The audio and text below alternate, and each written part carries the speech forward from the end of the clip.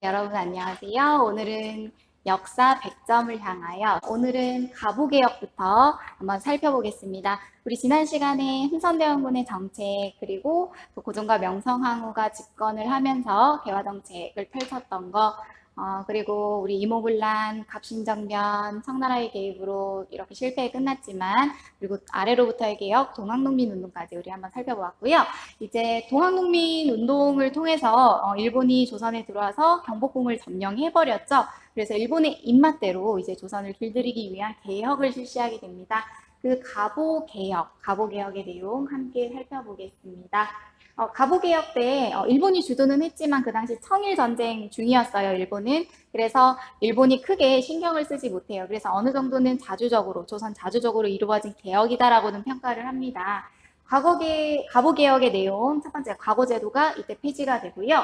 이제 세금을 돈으로 내게 합니다. 그 이전에는 뭐 쌀이나 아니면 옷감으로 내게 했다면 이제는 세금을 돈으로 내게 하고요.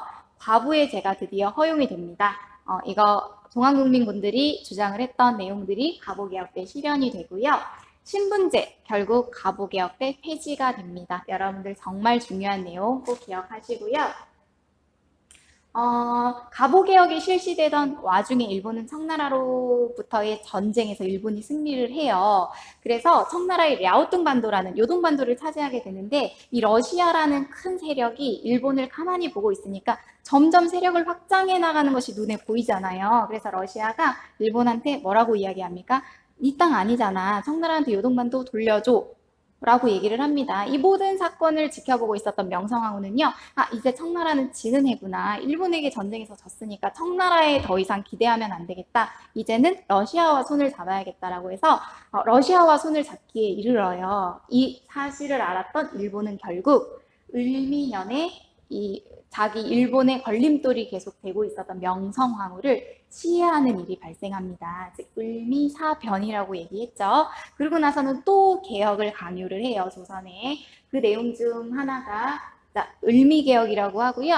상투를 뜬 머리에 상투를 싹둑 잘라버리는 단발령을 실시를 합니다. 이때 양반 유생들이 엄청나게 반발이 심했죠. 그래서 전국적으로 군대를 일으켜요. 의병운동, 을미개혁, 을미사변으로 인해서 일어난 의병, 을미의병이라고 했죠. 을미사변, 을미개혁까지 일본의 너무 무자비한 행동, 일본의 너무 심한 간섭으로부터 좀 벗어나기 위해서 이 고종이 결단을 하게 됩니다. 즉, 러시아 공사관으로 거처를 옮기게 되죠. 그것을 우리는 아관파천이라고 이야기를 합니다. 러시아 공사관으로 거처를 옮기면서 자, 가만히 있었던 조선인들 아니라고 했습니다. 이 독립을 위해서 나라를 믿고 있어서는 이게 아무것도 안 되겠다. 우리가 움직여야겠다. 자발적으로. 그러면서 시민단체, 정말 최초의 시민단체라고 이야기를 했죠. 독립협회라는 것이 세워지게 됩니다. 여러분들 독립신문, 독립문, 독립관 해서 독립자가 들어가면 독립협회구나를 생각하면 될 것 같아요. 그리고 많은 사람들이 참여해서 같이 생각을 독립을 위하여서 부르짖고 생각을 공유했던 만민공동회, 여기에 정부 관료까지 참여해서 관민공동회까지 열린다라는 거. 그런데 나중에 그 일부 보수 대신들과 또 고종사의 그런 이간질, 일부 보수 대신들이 독립협회와 고종사의 이간질을 통해서 결국 고종이 독립협회를 해산을 시켜버리죠. 참 안타까운 사건입니다. 일본의 간섭이 너무 심해지자 고종이 러시아 공사관으로 거처를 옮기는 아간파천까지 단행을 하죠. 자, 드디어 고종이 1년 만에 다시 궁으로 돌아오게 됩니다. 그러면서 조선의 이름을 새롭게 바꾸죠. 그러면서 이제 왕이 있는 나라가 아니라 황제가 있는 나라, 즉 독립적이고 자주적인 나라를 전 세계에 선포를 합니다. 대한제국 꼭 기억하세요. 그리고 대한제국을 선포하고 나서 그냥 선포만 하는 거 아니죠. 개혁을 실시합니다. 광무개혁. 그 중에 하나 기억하실 게 지게를 발급했다라는 거. 여러분들 땅 문서라고 했죠. 땅의 소유권을 분명하게 함으로써 그 땅의 세금도 효율적으로 거둘 수 있는 효과가 있겠죠. 그러나 보수적인 집권층, 서양 열강 세력으로 인해서 또 한계를 경험하게 되지요. 이제 대한제국 드디어 일본으로부터 국권을 강탈당하는 그러한 과정들이 나옵니다. 참 마음이 아픈 과정이죠. 자, 드디어 청일전쟁에서 승리했던 일본, 이제 10년 동안 열심히 또 국력을 또 닦아서 이제 일본은요, 러시아를 상대로 전쟁을 벌입니다. 러일 전쟁이 드디어 터지고요. 이 러일 전쟁 와중에 조선의 한일 의정서를 강요를 해요. 이게 어떤 일본과 한국의 약속이었냐면 러시아와 일본이 전쟁을 하는 도중에 조선의 전쟁에 필요한 군사시설을 좀 빌려달라, 지역을 좀 내어달라, 정말 말도 안 되는 그런 요구들이었지만 한일 의정서를 강요를 했고요.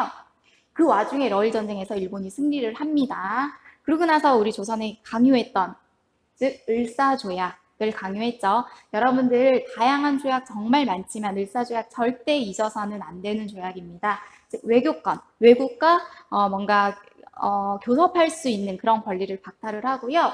조선 너네 통치하고 감독해 줄게. 통감부를 설치를 합니다. 을사조약에 의해서. 그래서 여러분들 을사조약에 도장을 찍었던 5명의 대신들을 우리는 을사오적이라고 표현을 하죠.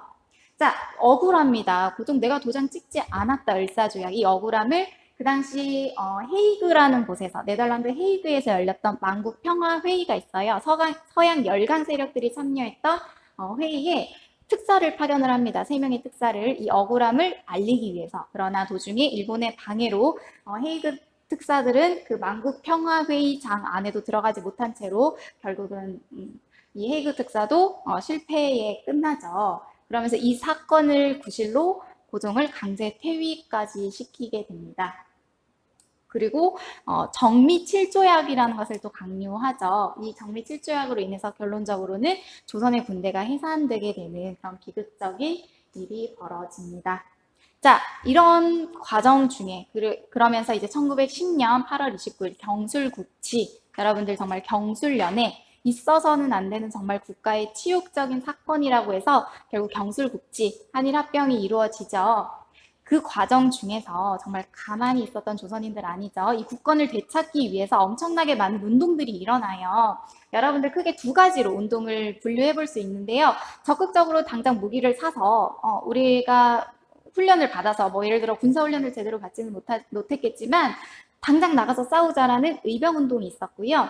지금 당장 나가서 어떻게 싸우냐. 일본 정말 군사력이 대단한데 러시아를 상대로 이겼던 일본을 우리 조선 정말 무기도 없고 어떻게 나가 싸우냐. 우리 그냥 장기적인 플랜으로 가자. 장기적으로 많은 사람들을 교육시키고 일깨우고 그 무지한 백성들을 계속 깨닫게 해서 교육을 시켜서 국권을 회복시켜 오자. 또는 경제가 너무 발달이 되지 않은 상태이기 때문에 경제를 적극적으로 성장시켜서 국권을 회복하자라고 주장했던 애국 계몽 운동. 그래서 싸우자, 의병운동, 배우고 경제를 성장시키자라고 했던 애국계몽운동 2가지로 나뉜다라는 거 기억하시면 될 것 같고요. 의병운동, 이거 정말 선생님이 수업 시간에 많이 했죠. 이건 정말 모르면 안 돼요. 스스로 일으킨 군대라고 했습니다. 군사훈련 제대로 받지 못했고요. 제대로 된 무기 없었습니다. 제대로 된 옷도 갖춰 입지 못한 상태에서 정말 이 분노한 시민들이 스스로 군대를 일으킬 수밖에 없었던 그 시대적 상황을 한번 생각을 해보세요. 자, 을미사병과 을미개혁으로 인해서 분노한 민중들이 일어났던 의병, 을미의병, 을미사병, 을미개혁, 을미의병 연결시키면 될 것 같고요. 을사조약, 너무나 답답하죠. 이 을사조약으로 인해서 스스로 일으켰던 군대, 을사조약, 을사의병, 그리고 정미 7조약으로 인해서 해산된 군대, 의 분노에서 일으킨 의병, 정미의병까지 기억하시면 될 것 같아요. 그리고 항일의거 활동, 이렇게 의병운동뿐만 아니라 개인이나 집단이 스스로 의로운 활동을 했던 의거 활동도 있었는데요. 2가지만 기억하면 됩니다. 그 을사조약에 도장을 찍었던 을사오적을 누구도 모르게 암살을 하자라고 하면서 오적 암살단이 만들어졌다라는 거, 그리고 을사조약을 강제로 체결하게 했던 우리나라 초대 통감 이토히로 부미를 만주 하얼빈에서 지금 러시아에 의해서 처단한 인물 안중근 의사 꼭 기억하시고요. 자, 이제 애국개봉운동 한번 보겠습니다. 여러분들 단체 꼭 기억하세요. 신민회라는 단체가 있었어요. 비밀결사 조직입니다. 그러면서 애국계몽운동이 뭐라고 했어요? 배워야 된다. 경제를 성장시켜서 장기적으로 국권을 회복시키자. 당연히 학교를 세웠겠죠. 그래서 무슨 우선학교, 대선학교 세우고요. 뭐 도자기 회사를 만들어서 경제를 부흥시키는 데 노력을 했습니다. 그리고 정말 마음이 아팠던 선생님 국제보상 운동을 보면서 참 뿌듯함도 느꼈고 참 감사함도 느꼈고 내가 만약에 저 상황이었으면 저렇게 할 수 있었을까라는 스스로 질문도 해보았는데요.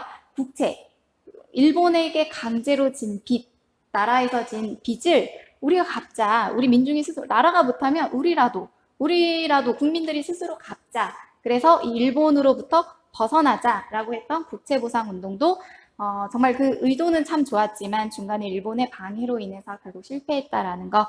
그래서 여러분들 이 페이지는요 정말 뿌듯하기도 하고 참 마음이 아프기도 하고 그리고 참 자랑스럽기도 한 페이지인 것 같아요. 그래서 여러분들 의병운동, 애국개몽운동 꼭 기억하시고요.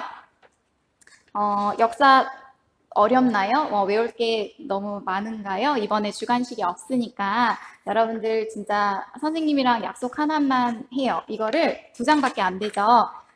최소 5번 이상은 읽어보고 시험을 칠 수 있도록 여러분들 했으면 좋겠습니다. 아무리 선생님이 정리를 이렇게 했다고 하더라도 한 글자라도 읽어보지 않고 시험을 치면 어려울 수밖에 없어요. 그렇기 때문에 난 도저히 역사를 못하겠다. 5번만 읽어보세요. 그래도 난 이해가 안 된다. 선생님이랑 1대1 카톡 있죠? 선생님 언제든지 카톡이 열려 있습니다. 그렇기 때문에 질문하면 선생님 되게 좋아요. 그래서 질문을 해도 되고요. 그래서 여러분들 공부하는데 사회와 역사 선생님이 적극적으로 도와줄게요. 여러분들 고생 많았고 이제 시험을 치러 학교에 와야 되죠? 몸 건강하게 그리고 머리에는 지식을 많이 담아서 여러분들 열심히 또 시험 치시기 바랍니다.